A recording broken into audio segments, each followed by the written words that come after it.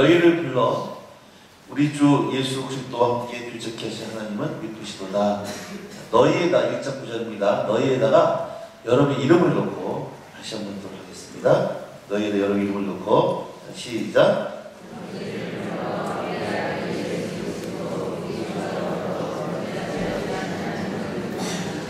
하나님이 여러분들 부르셨나요? 부르셨죠? 왜 부르셨어요? 뭐 하시려고? 그 컨닝한 거예요? 여러분 생각에? 지금 컨닝하신 거죠? 하나님 나를 왜 불렀을까? 여러분, 우리 자녀들이요, 부흥회 때, 수련회 때 가서 우리 자녀들이 은혜를 엄청 받았습니다. 집에 와서 부모한테 이런 얘기 하는 거예요. 아버지, 어머니, 이번 수련회 때 제가 하나님을 만났어요. 근데 하나님이 저를 부르셨어요. 이렇게 얘기를 하면 여러분들, 아, 네가 정말 제대로 하나님 만나게 만났구나. 열심히 주님과 교제해라. 이렇게 말씀하는 분들이 많으실까? 아니면 너 그 길이 어떤 길인 줄 알고 눈물 없이 못 가는 게 피 없이 못 가는 그 길이냐?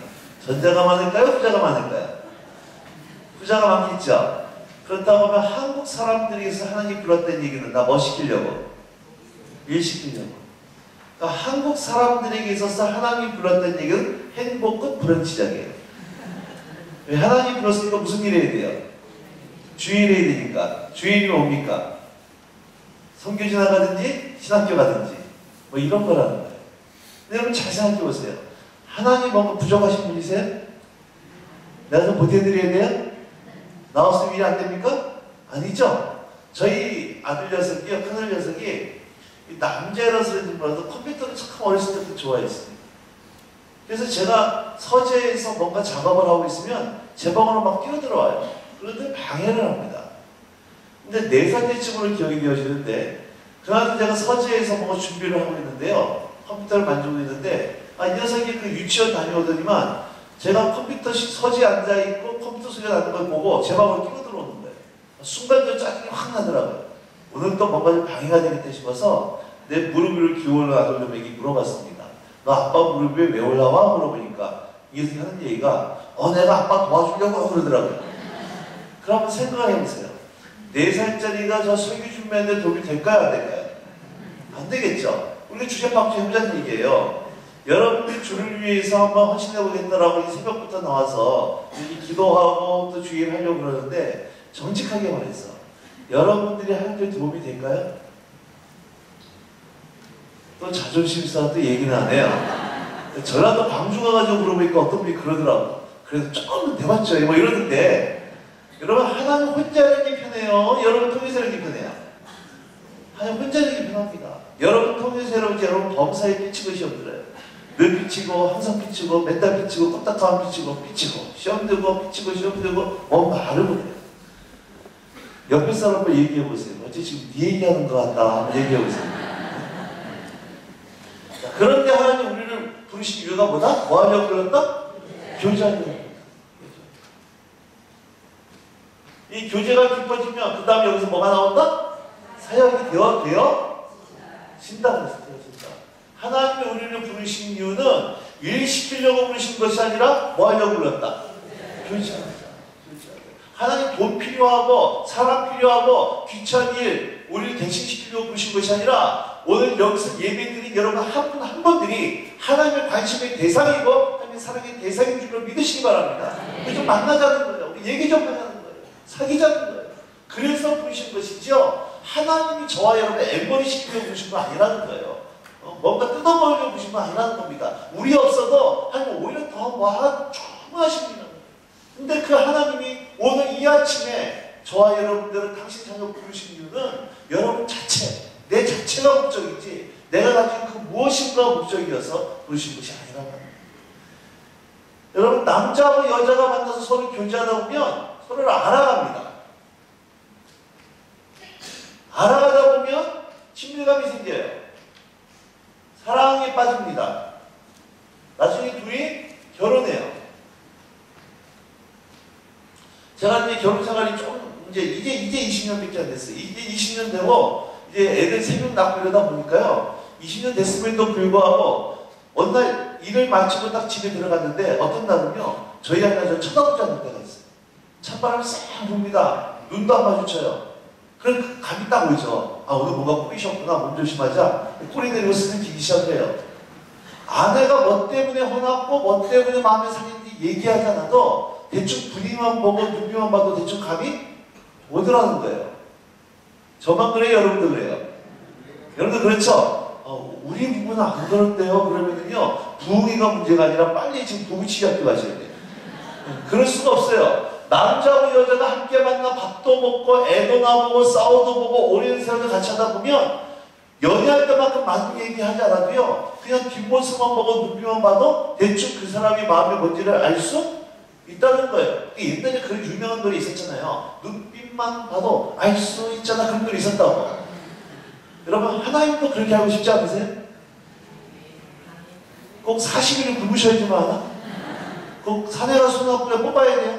아니, 그게 나쁘다는 얘기가 아니라 하나님 얼굴만 보고 하나님 눈빛만 봐도 하나님 뭘 좋아하시고 뭘 싫어하는지 알 수 있다는 거예요. 왜 오랜 세월 같이 살던 부부는 자녀들은 몰라도 서로 부부는 비밀을 아는 것처럼 하나님 눈빛만 보고 얼굴만 봐도 아버지의 마음이 어땠는지 아버지 뜻이 뭔지 알 수 있다는 거예요. 근데 나는 모태신앙이고 30년 예수 믿었고 목사고 장로고 선교사고 받은데도 불구하고 도무지 아버지의 마음이 뭔지 모르겠다. 아버지 뜻이 뭔지 모르겠다. 이 이야기는 하나님과 뭐가 없었다는 얘기예요. 교제가 없었다는 얘기예요. 여러분 잘 들으세요. 새벽 예배 막 드리고 신학까지 하고 그게 중직이었어도요, 아버지의 마음을 모른다고 하는 것은 그것을 가지고 뭐라고 그러냐? 종교생활이야. 신앙생활이야. 신앙생활이 신앙이라는 생각이 관계예요. 신앙이 좋다는 얘기는 관계가 좋다는 얘기예요. 그런데 그토록 많은 시간을 교회에서 지냈음에도 불구하고 아버지의 마음이 뭔지, 아버지의 뜻이 뭔지, 아버지가 묻기를 어디 하는지 모르고 있다는 얘기는 하니까 이 관계가 없었다는 얘기예요. 그것을 뭐라고 한다? 종교생활. 안타까운 것은 한국에 있는 많은 성도들이요, 오늘도 살아계신 하나님과 내가 어떠한 이 영적인 친밀한 관계와 교제를 누리는 삶을 사는 것이 아니라 그냥 예배드리고 봉사하고 헌금하면 그것이 신앙생활의 전부인 것처럼 생각한다. 그러니까 오랜 세월 신앙생활을 했음에도 교회 다녔음에도 불구하고 사람이 바뀌지 않아요. 겉모습은 참 세련되어 있어요. 교회에 익숙합니다. 그러나 그 속사람은 세상 사람과 전혀 틀릴 것이 없더라고요. 교회에서는 장로님인데, 교회에서는 권사님인데, 집에서는 자녀들이 보기에, 배우자가 보기에 세상 사람과 틀린 게 전혀 이런 안타까운 삶의 모습이 되어지더라고요. 여러분, 주님과의 친밀한 교제 속에 주님이 내 안에, 내가 주님 안에 이렇게 되어지면 어떤 일이 벌어지느냐? 아버지, 당신의 마음이 있는 곳에 나의 마음이 있고, 당신의 눈물이 고인 곳에 나의 눈물이 고이길 원하고, 당신이 바라보는 영혼에게 나의 두 눈이 향하길 원하고, 당신이 울고 있는 저 어두운 땅을 향해 나의 두 방이 향하길 원합니다. 나의 마음이 아버지의 마음 알아. 내 모든 뜻 아버지의 뜻이 될 수 있기를. 나의 온몸이 아버지의 마음 알아. 내 모든 삶 당신의 삶 되기를. 돼요? 성교사들이 성교 지나가면서요, 이제 가면 언제 오나, 원통에서 못 살겠는데 웬필면 내가 뽑혀가지고 이런 걸 당하니, 이러면 나간 사람 없다는 거예요. 주님과의 친밀한 삶 속에 주의 은혜가 임하니까, 주님과의 교제가 드러나니까 아버지가 울고 있는 저 어두운 땅을 향해 내 삶이 기꺼이 드리게 되어 지나가는 거예요. 그래서 하나님 우리를 부르신 이유는 뭐 하려고 불렀다? 교제하려고 불렀다. 자, 근데 어제 얘기했습니다. 교제하면서 주님과 뭐 하는 거다? 대화하는 거다. 꼭 기억하셔야 돼요.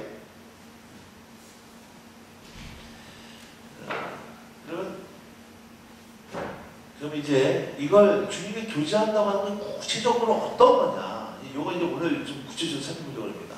주님이 나를 교제로 불렀고, 교제한다고 하는 것은 주님이 대화하는 거고, 그게 주님이 교제하다 보면 사역은 되어지는데, 이 사역은 수고하고 무거운 짐이 아니라 기쁨과 즐거움과 특권인데, 도대체 주님이 교제한다는 게 도대체 뭐냐? 요걸 좀 이제 구체적으로 이 새벽에 찾아보려고 그래요. 나중에 찾으세요. 요한복음 5장에 보면 베데스다 연못가가 나옵니다. 아시죠? 거기 전설의 고향이 있었어요. 천사가 내려갔다가 올라가는 물이 동할 때에 제일 먼저 들어간 사람은 어떠한 병이든지 낫는다라고 하는 전설이 있었습니다. 기억나십니까? 그러니까 그 연못가 주변에 누가 모여 있었겠어요? 수많은 병자들이 모여 있었습니다. 뭐만 쳐다볼까? 물만 쳐다봐요. 자, 물이 동했어요. 지 먼저 들어갈까요? 딴 사람부터 집어넣을까요? 자기 먼저 들어갑니다. 그렇게 의사들도 포기하고 세상에도 포기했던 수많은 병자들이 물만 동하기를, 그 물이 동하면 내가 제일 먼저 들어가서 병이 낫겠다고 하는 이 소망을 가지고 연못가 주변에 모여 있었습니다. 근데 예수님이 그 옆으로 지나가고 있는 거예요. 자, 예수님은 거기 있는 모든 병자를 고친 능력이 있었어요? 없었어요? 있었죠? 그럼 질문하는 겁니다. 자, 질문할게요. 예수님은 거기 있는 모든 병자를 고친 능력이 있었는데 요한복음 5장에 보면 그날은 딱 한 사람, 누구예요? 38년 되면 딱 한 사람만 고친다는 얘기예요. 또 하나, 그날이 무슨 날이었다?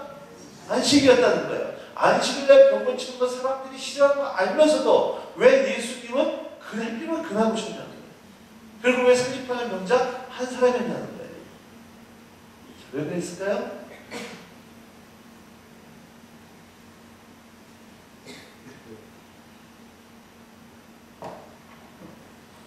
똑똑 여보세요? 질문하는 거예요? 왜 그랬을까요? 이게요, 예수님의 굉장히 중요한 삶의 원칙입니다. 이게 안 풀어지면 죄송하지만 아직까지 교제라고 하는 것조차도 종교용이에요. 근데 삶의 용어가 아닙니다. 이것도 교제라고 하는 자꾸 종교적으로 흐르는 것이지 오늘 신앙생활의 용어가 아니야. 왜 예수님께서는 그 수많은 병자를 고친 능력이 있었는데 요한복음 5장에 보면 그날은 왜 38년 한 사람을 고십니까? 그날이 안식이었고 사람들이 계시는 거 알면서도 왜 굳이 그렇게 사람들이 미움을 받아가면서도 왜 백그리가 알게 보시냐는 거예요. 자, 요거를 좀 풀어내야 됩니다. 요한복음 5장 19절을 찾으세요. 요한복음 5장 19절입니다.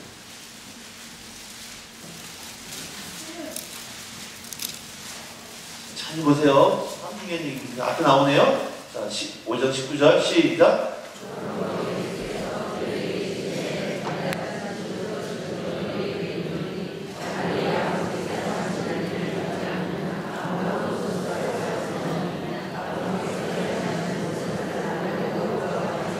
잘 보세요. 19장 굉장히 중요한 말씀입니다. 내가 진실로 너희에게 말하겠는데 아들이 아버지 아들을 보지 않고서는 아무것도 스스로 할 수 없다. 그러면 예수님은 어떤 일을 하기 전에 누굴 보셨다?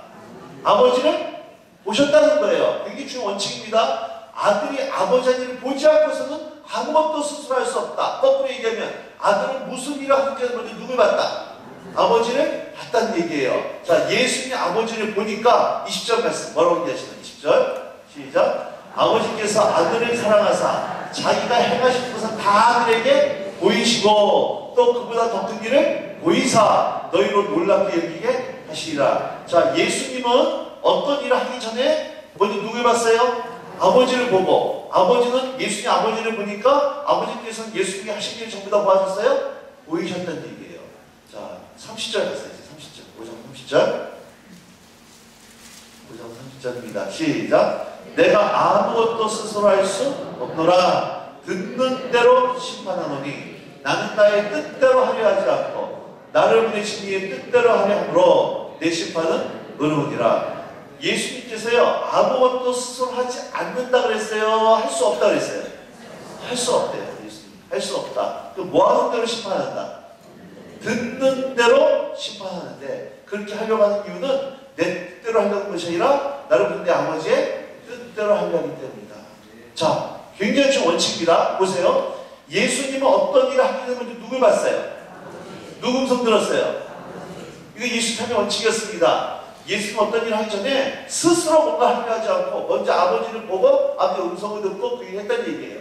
그럼 이 원칙을 가지고 그 앞에 나오는 이 베데스다 연못과 사건에서 연결되는 이 말씀이거든요. 5장 말씀. 그러면 왜 예수님께서는 모든 병들을 고치신 능력이 있었음에도 불구하고 왜 그날은 38명째 한 사람을 고쳤을까?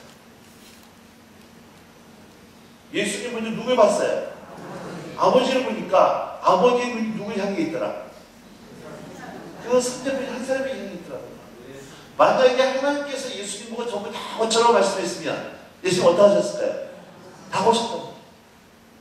그날이 무슨 날이었음에도 불구하고 안식이었음에도 불구하고 사람들이 어떻게 생각하느냐가 중요한 것이 아니라 하나님 아버지께서 예수님에게 너 이거 고쳐.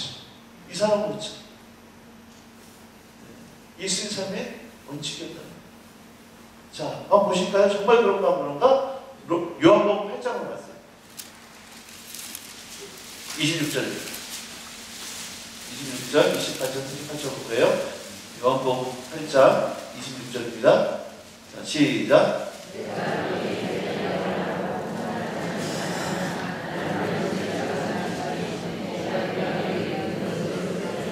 자, 예수님은 아버지께 들은 것을 가지고 세상에 뭐 하신다? 말한다 그럽니다. 28절입니다. 시작.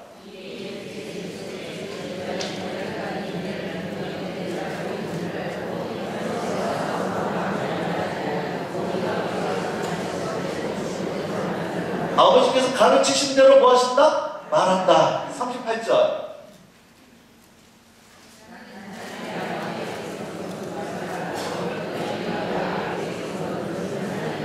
자, 앞에 보세요. 한번 봐보세요. 요한복음 5장 19절에 예수님께서는 아들이 아버지의 일을 보지 않고서는 아무것도 스스로 할 수 없다. 5장 30절에 듣는 대로 심판한다. 8장 26절에 들은 것만 해가지고 말하시고 가르쳐 주신 것만 해가지고 말하시고 본 것만 해가지고 말하신다. 이 땅에서 예수님이 어떻게 사신지를 보셔야 되는 겁니다. 하나 더 볼게요. 12장으로 가보세요. 12장 49절.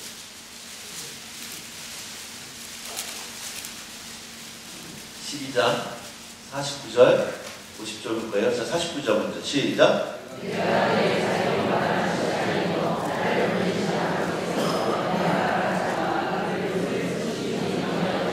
자, 내가 내 자의로 말한 것이 아니요. 이게 무슨 의미예요? 내 생각에는 이게 아니었다는 거예요. 내가 생각해 봤는데, 내가 연구해 봤는데, 내가 고민 좀 해봤는데 이게 아니라 내가 지금 그렇게 생각해서 연구해서 하는 것이 아니라 나를 오신 때 아버지께서 나의 말할 것, 죄송합니다. 영어를 써서 what to say, 무엇을 말해야 할지 뜻이에요. 말할 것과 이를 것, how to say, 어떻게 말해야 될지. 근데 내가 지금 너에게 하는 말은 내가 생각하고 고민해서 하는 얘기가 아니라 나를 오신 때 아버지께서 무엇을 말해야 되며 말할 것과 어떻게 말해야 될 이를 것을 친히 아버지께 예수님께 뭐 하셨다? 명령하셨다. 명령을 어떻게 받아야 돼요? 순종으로 받아야 됩니다. 50절 말씀하고 있어요. 50절 시작.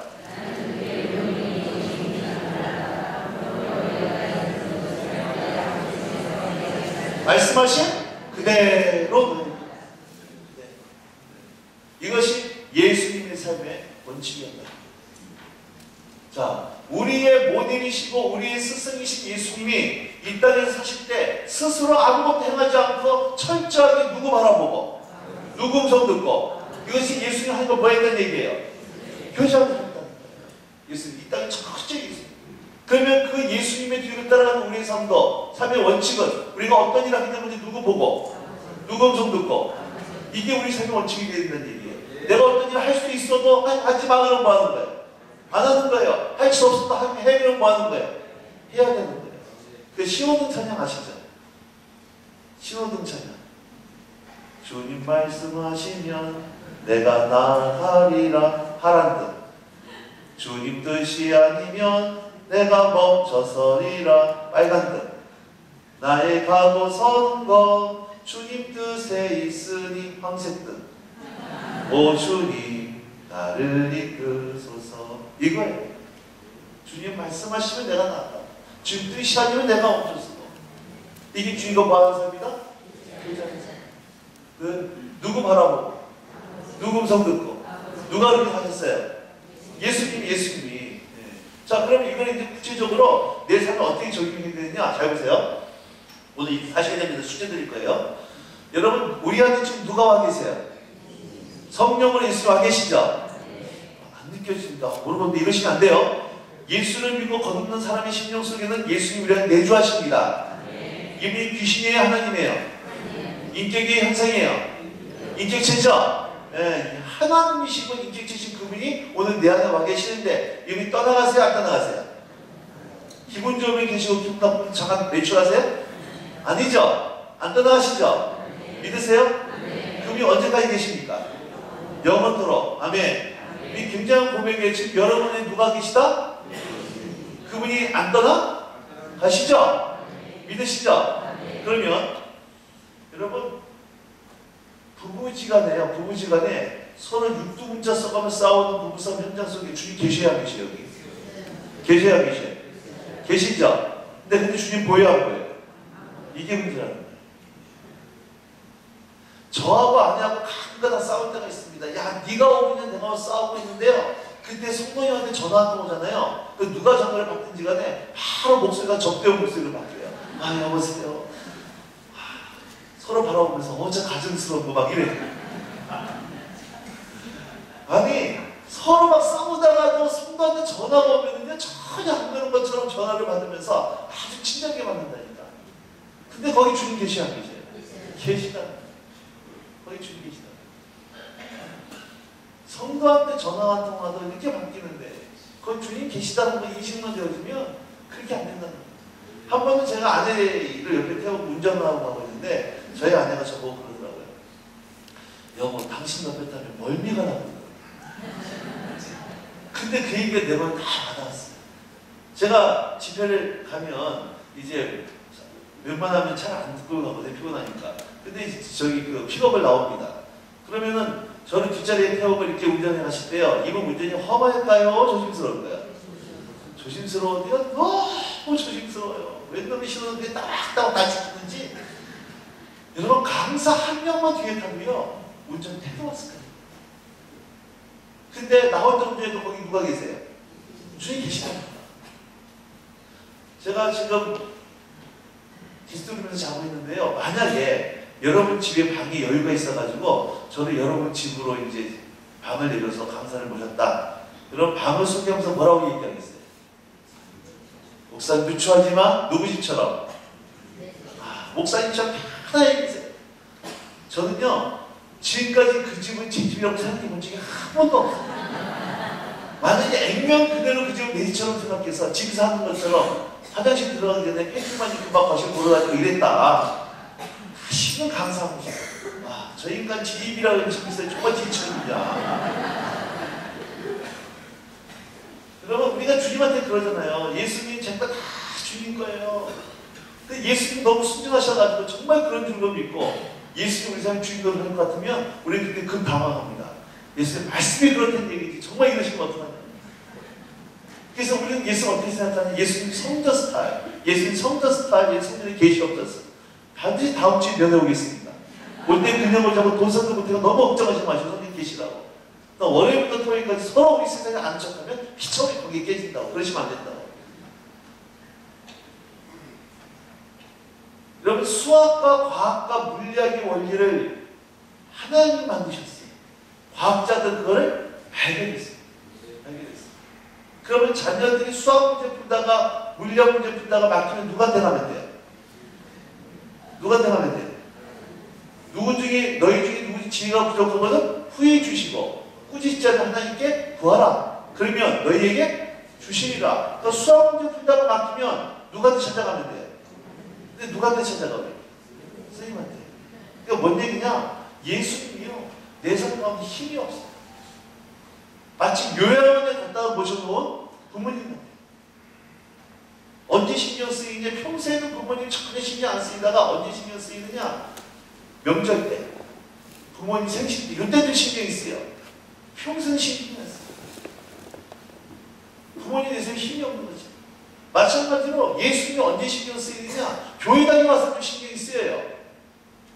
그런데 오늘 내 삶 속에 사업할 때 직장 생활 속에서는 주님 전혀 신경이 안 쓰이더라고요.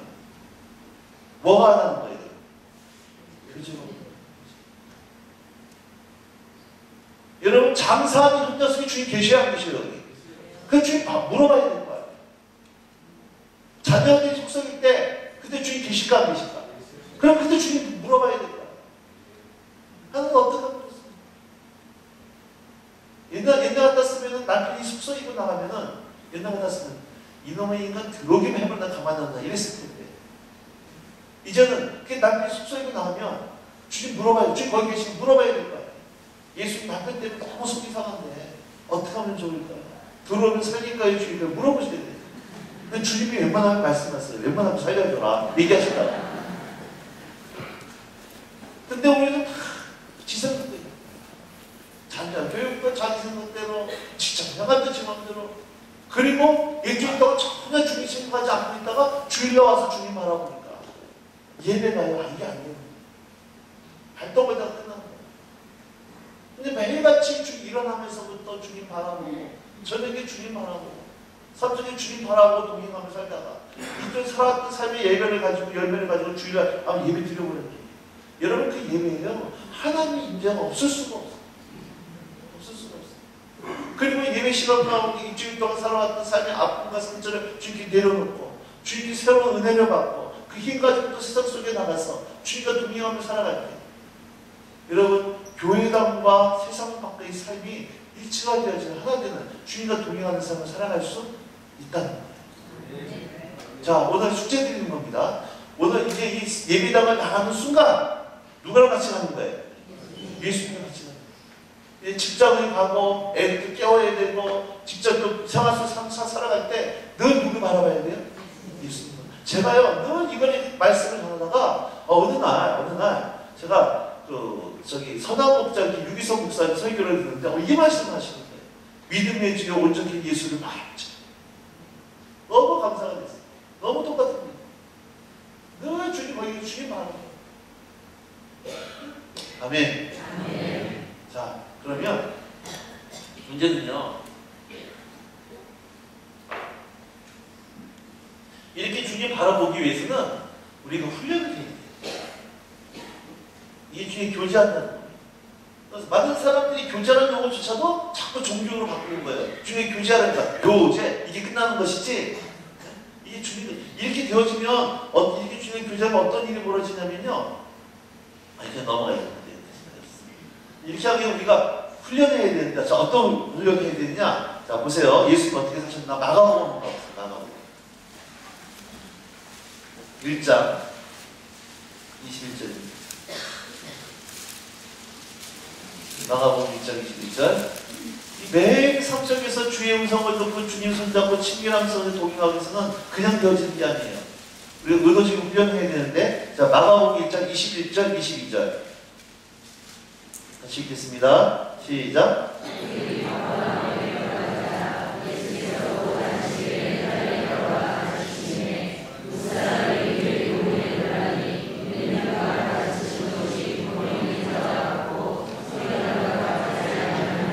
자, 예수님이 주일날, 안식일날 회당에 가서 뭐 하셨느냐? 가르치셨어요. 가르치셨는데 그 가르치심이 권위 있는 가르침이었다 그럽니다. 자, 예수님이 이렇게 가르치실 때 어떤 일이 벌어지느냐? 23절부터 28절까지입니다. 시작. 마침 그들의 회당에 더러운 귀신 들린 사람이 있어 소리질러 이르되 나사렛 예수여 우리가 당신과 무슨 상관이 있나이까? 우리를 멸하러 왔나이까? 나는 당신이 누구인 줄 아노니 하나님의 거룩한 자니이다. 예수께서 꾸짖어 이르시되 잠잠하고 그 사람에게서 나오라 하시니 더러운 귀신이 그 사람에게 경련을 일으키고 큰 소리를 지르며 나오는지라. 다 놀라 서로 물어 이르되 이는 어찌미냐? 권위 있는 새 교훈이로다. 더러운 귀신들의 명한즉 순종하는도다 하더라. 예수의 소문이 곧 온 걸리리 사방에 퍼지더라. 자, 예수를 가르친 다음에 그 다음 뭐 하셨어요? 귀신을 쫓아내셨죠? 축사하셨습니다. 귀신을 쫓아내셨어요. 자, 그 다음에 29절부터 31절입니다. 시작. 회당에서 나와 곧 야고보와 요한과 함께 시몬과 안드레의 집에 들어가시니 시몬의 장모가 열병으로 누워있는지라. 사람들이 곧 그 여자에 대하여 예수께 여짜온대 나아가사 그 손을 잡아 일으키시니 열병이 떠나고 여자가 그들에게 수종되니라. 예수님 뭐 하셨어요? 그 다음에 신방 가셔서 병자를 치유하셨습니다. 신방 가셔서 병자를 치유하셨어요. 자, 그리고 나서 32절부터 34절입니다. 저물어 해질 때에 모든 병자와 귀신 들린 자를 예수께 데려오니 온 동네가 그 문 앞에 모였더라. 예수께서 각종 병이 있는 많은 사람을 고치시며 많은 귀신을 내쫓으시되 귀신이 자기를 알므로 그 말하는 것을 허락하지. 자, 여러분 아침부터 안식일에 해당에 가서 가르치십니다. 귀신을 쫓아냅니다. 신방 갔어요. 병자를 치유했습니다. 그리고 저물어 해가 졌어요. 이제 뭐 할 때예요? 퇴근해서 쉬셔야 되는데 오히려 어떤 일이 벌어져요? 수많은 병든 자와 귀신 들린 자를 예수께 데려오니까 예수님께서 밤늦게까지 뭐 하셨습니까? 철야 사역하셨어요. 밤늦게까지 사역하십니다. 그리고 그 마을에서 죽으십니다. 자, 여러분 아침부터 이렇게 하루 종일 가르치고 신방 가고 귀신 쫓아내고 밤늦게 사역했으면 그 다음 날은 뭐 해야 됩니까? 핸드폰 꺼놓고 허리가 뽀사지도록 주무시더라. 이러셔야 되는 거예요. 그런데 35절부터 39절까지 시작. 새벽 아직도 밝기 전에 예수께서 일어나가 한적한 곳으로 가사 거기서 기도하시더니 시몬과 및 그와 함께 있는 자들이 예수의 길을 따라가 만나서 이르되 모든 사람이 줄을 쳤나이다. 이르시되 우리가 다른 가까운 마을로 가자. 거기서도 전도하느니 내가 이를 위하여 왔노라 하시고 이에 온 갈릴리에 다니시며 그들이 여러 회당에서 전도하시고 또 귀신들을 내. 자, 여러분 새벽 위명에 어디에서 한적한 곳에서 예수님이 뭐 하셨습니까? 기도하셨다. 주님과 교제하셨다. 하루 종일 이렇게 쓰면 쉬셔야 되는데 오히려 새벽 위명에 한적한 곳에서 예수님이 하나님의 깊은 교제 가운데 들어갔습니다. 그리고 나서 뭐 하는 겁니까? 다시 전도하고 귀신을 내어 쫓으시러 나가시더라. 예수님 사이에 그토록 놀라운 기름 부으심이 있었던 이유가 비결이 어디 있었느냐? 여러분 이 시간 가운데 있습니다. 예수님은 하나님의 아들이 그렇게 됐죠? 아니에요. 예수님은 완전한 인간이셨습니다. 우리의 모델이셨어요. 예수님 사이에 그토록 놀라운 기름이 있었던 이유가 바로 이 시간 가운데 있었다는 거예요. 자, 누가복음 5장으로 한번 가보세요. 새벽부터 자꾸 말씀 많이 찾겨서 죄송합니다. 근데 제 말씀 스타일이 어쩔 수 없어요. 자꾸 성경 찾는 겁니다. 누가복음 5장 15절 16절입니다. 15절 16절 15절 있습니다. 시작.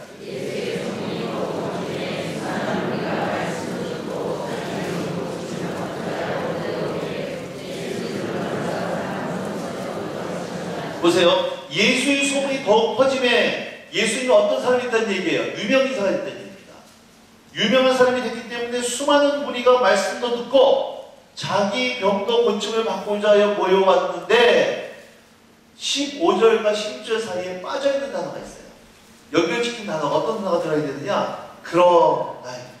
그러나 예수는 물러가사 한적한 곳에서 기도하십니다.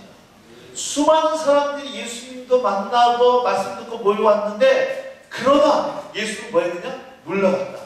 이 물러갔다는 단어가요, 우리나라 말로 표현이 안 되어 있지만 예수님이 이 반복적인 습관이었습니다. 무슨 얘기냐? 이런 거예요. 제가 지금 부흥회하러 왔어요. 말씀하러 왔는데 시간이 제가 안 오는 거예요. 그래서 담임 목사님 전 전화를 했습니다. 아니 전 목사님 지금 어디 있어요? 그러니까 제가 하는 얘기가 전 지금 기도원 와 있습니다. 이 얘기하는 거예요. 사람들이 예수님 만나러 모여왔는데 예수님이 그들을 떠나간 거예요. 그건 어쩌다가 아니라 습관적으로. 어디로 떠나갔습니까? 한적한 곳. 이게 골방이라는 당연한 뜻이에요. 한적한 떠나가서 거기서 뭐 하셨어요? 그렇다면 예수님 삶의 우선순위는 사역이 아니었다는 얘기예요. 예수님 삶의 우선순위는 신방이 아니었고 설교가 아니라 예수님 삶의 가장 중요한 우선순위는 하나님께 뭐 하는 거였습니까? 교제하는 거예요. 이게 예수님 삶의 우선순위예요. 그리고 이 기도 가운데 하나님의 음성을 듣고 주님의 교제하고 나서 삶 속으로 갔다는 얘기예요. 예수님 삶의 두 가지가 적절하겠습니다. 정기적으로 새벽 예배, 철야 기도, 개인 기도, 정기적인 기도 시간이 있었고 그 시간을 근거로 해서 매일매일 순간순간 누구 쳐다보면서 주님처럼 동행하는 삶이 되어졌다. 이 두 가지가 같이 움직여야 돼요. 자, 하나 또 볼게요. 예수님 삶의 우선순위는 뭐였다? 하나님께 나가 교제하는 거예요. 사역이 아니었다는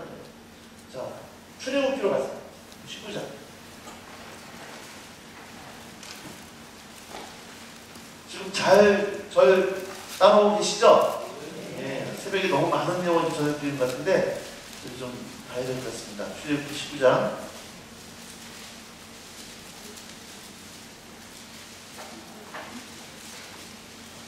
10절, 11절, 12절입니다. 출애굽기 19장 10절, 11절, 12절. 시작.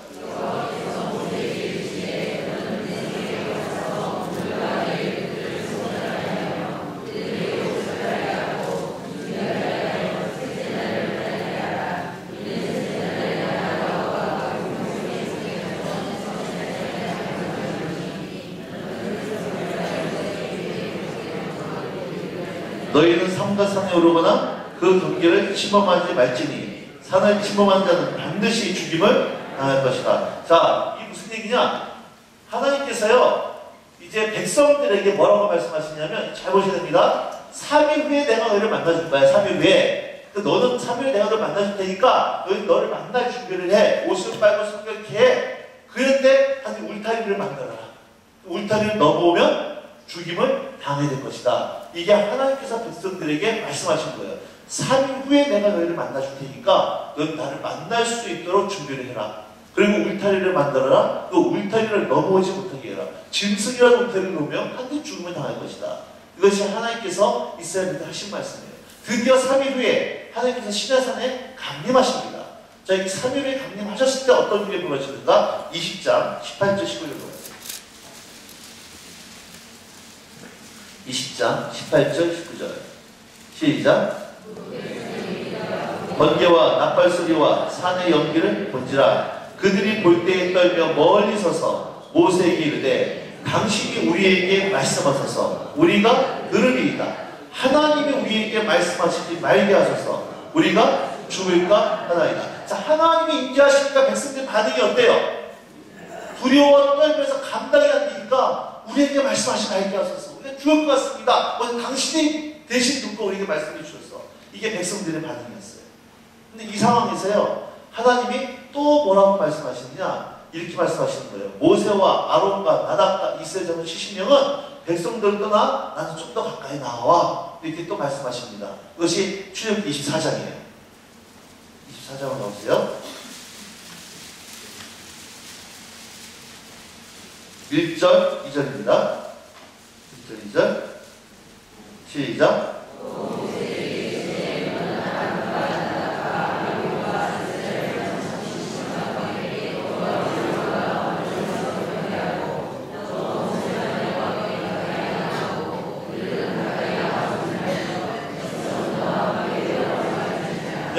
백성들은 물타리를 정해갖고 올라오지 못하게 했는데 하나님께서 모세와 아론과 나답과 아비후와 이스라엘 자손 70명은 좀 더 나에게 가까이 나와라. 70명이 하나님께 좀 더 가까이 나아가는 겁니다.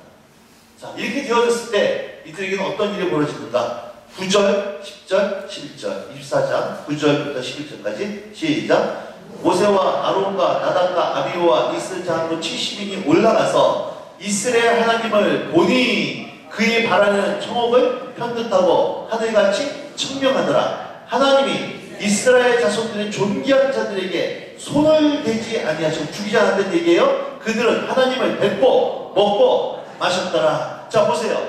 백성들은 하나님이 임재하니까 어떤 반응이었어요? 죽을 것 같습니다. 두렵습니다. 감당이 안 됩니다. 이랬는데 이스라엘 자손 70인들은 하나님을 보고 먹고 마셨고 한 이들을 죽이지 아니셨어요. 자, 여기 보세요.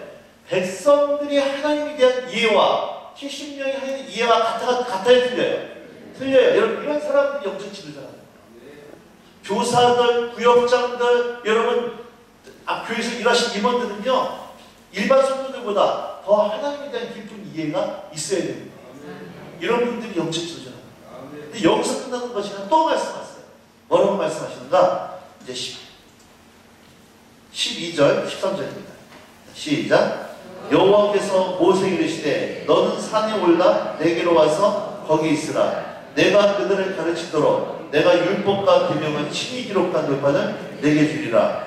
모세가 그의 부하 여호수아와 함께 일어나 모세가 하나님의 산으로 올라갑니다. 자, 여기서 70명에서 또 뭐라고 말씀하시냐면 모세 너는 여호수아를 들고 또 올라갑니다. 여호수아가 이만큼 올라갑니다. 그리고 모세가 꼭대기까지 올라가요. 여러분, 왜 모세가 죽은 후에 이스라엘 장로들 중에 한 사람이, 모세 아들들 중에 한 사람이 모세의 뒤를 후계자가 된 것이 아니라 여호수아가 모세의 후계자가 된 게 여기서 보셔야 되는 거예요. 그리고 모세가 올라간 다음에 하나님께서 모세만 이렇게 따로 가르십니다. 자, 여기서 이제 마지막으로 보겠습니다. 15절부터 18절까지예요. 자, 시작. 모세가 산에 오르매 구름이 산을 가리며 여호와의 영광이 시내 산 위에 머무르고 구름이 엿새 동안 산을 가리더니 일곱째 날에 여호와께서 구름 가운데서 모세를 부르시더라. 산 위에 여호와의 영광이 이스라엘 자손 눈에 맹렬한 불같이 보였고 모세는 구름 속으로 들어가서 산 위에 올랐으며 모세가 40일 40년을 산에 있으니라. 자, 여러분 잘 보셔야 됩니다. 모세가 몇십 동안 산에 있었어요? 40일 동안 있었는데 하나님께서 모세에게 며칠 만에 나타나서 말씀하세요? 며칠 만에? 7일 만에. 그러면 6일 동안 하나님 모세에게 뭐 하셨다는 얘기예요? 침묵하셨다는 거예요. 여러분, 산 위에 인터넷 없었어요. 핸드폰 없었습니다. 경건선적 없었어요. 성기책 없었어요. 근데 모세는 하나님 임재할 때까지 기다리고 앉아있는 거예요. 여러분, 이 아산 시내 인구가 몇 명이나 되는지 모르겠는데요. 여러분, 시장님하고 만나서 식사 한번 하고 차 한잔하는 게 쉬워요, 어려워요? 어려워요. 왜요? 너무 바빠요. 담임 목사님하고 차 한잔하는 것도 쉽지 않을 겁니다. 스케줄 짜야 됩니다. 모세 밑에 몇 명 있냐? 200명. 최고입니다. 결정적인 게 너무 많아요. 그런데도 불구하고 모세는 하나님 임재할 때까지, 그때까지 버티고 왜? 뭐가 가장 중요했기 때문에. 하나님한테 대가를 지불하는 거예요. 자, 여러분, 예수님 주변에 몇 명의 제자가 있었느냐? 70인 전도자가 있었습니다. 기억나시죠? 70인의 전도가 있었어요. 70인의 전도 중에 특별히 몇 명의 제자? 12명의 제자가 있었어요. 12명 중에서도 특별히 리더십 그룹 3명의 리더가 있었습니다. 누구예요? 베드로, 야고보, 요한. 그 중에 또 특별히 예수님의 앵겼던 사랑하는 제자 누굽니까? 요한. 여러분, 이 사람들이 어떻게 만나느냐? 인터폰을, 문도 안 열고 인터폰으로 만나는 사람이 있고요. 현관문 열고 만나는 사람이 있고, 거실에 모셔서 차 한잔 마시는 사람이 있고, 아예 어떤 사람은 안방에 내주는 사람이 있어요. 하나님과의 관계. 백성같이 70인처럼 여호수아처럼 모세처럼 70인 전도자처럼 12명의 제자처럼 3명처럼 12명의 요한처럼 주님과의 관계 친밀함이 틀리다는 거예요. 그러면 오늘 우리 성도 여러분들은 하나님과의 친밀함의 정도가 아마 어느 수준에 와 있는 겁니까? 인터폰으로 만나는 수준입니다. 주님 만났는데 만나서 기도하면 5분도 얘기할 게 없다. 택배하시죠. 주님 만나서 5분도 얘기할 게 없다. 택배하실 수준입니다. 근데 주님과 마음과 마음을 하고 깊이 나눌 수 있다.